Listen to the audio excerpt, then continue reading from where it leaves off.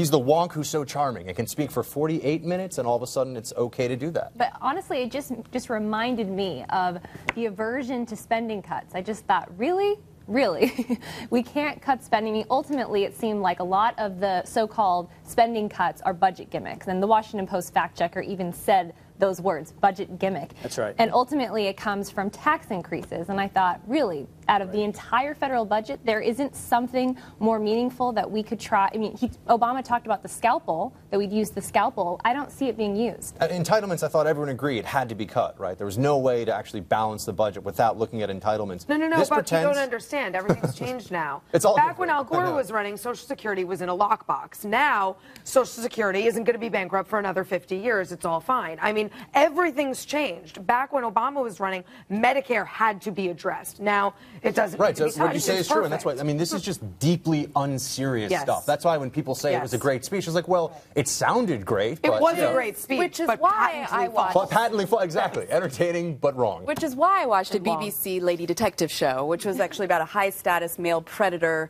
He actually finds justice, so it was a little bit different ending than Bill But Clinton. he would cut entitlements, right? I wish I didn't have to sit through all of these speeches. But it's because I don't think the words can gloss over the facts. And the facts are that President Obama put us to a deficit over $1 trillion for the first time in American history. So to use the convention to try to go into these details and these charts and these numbers, really I think for voters is going to be pretty meaningless when they look at the reality of that debt clock that Republicans had at their convention, the reality of the deficits that we know polling has showed us 80% of American families are concerned that the deficit affects them and their families I don't know if I personally. agree with you, Amy. And we had the 2010 midterms. I don't know if I agree with you, Republicans Amy, about take what's over. going to be resounding with voters. I think he's right. Why did Bill Clinton go into so many specifics? Let me just To show you talk another. over the facts. Let me just show you another example. This is when he started talking about manufacturing and President Obama's success in bringing back manufacturing jobs.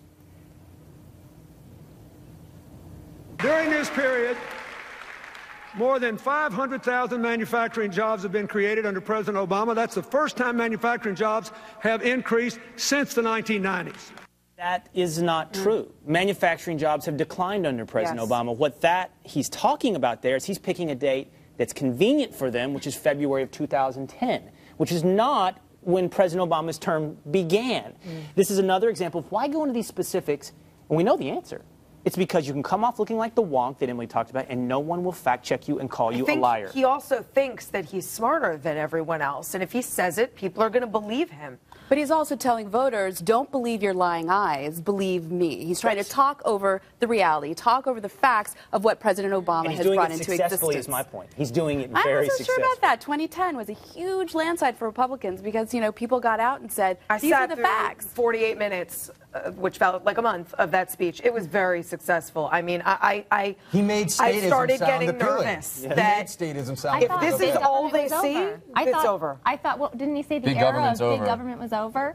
But digging into some of the polling data, ABC News and the Washington Post put out a poll that if you look into the crosstabs, you see that 27% of people who said they voted for Barack Obama disapprove of how he's handling the economy.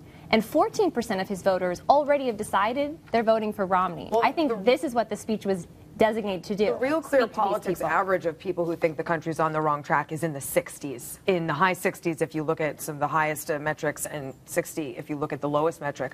So that's clearly the sentiment. But I'm not trying to diss the American people, but this was a very effective speech. It's effective and from if you- a person that people It's scary, too. still like. It's effective if you ask yourself this. Who did he convince last night? The people who are already willing to be convinced or independents? And that's a theme not just for Bill Clinton, for the entire night and the entire Democratic convention so far. I feel like he's just sort of for rent. I think that's just a continuing theme with him. Ooh, And ouch. if you give him, no, seriously, if there's enough at the end of the road for him, whatever that may be. Look at Mark Rich. When you look at the history of this guy, he'll say whatever he has to say at any given moment. The era of big government. Last night was a big government speech from top to bottom, but he made it sound really good.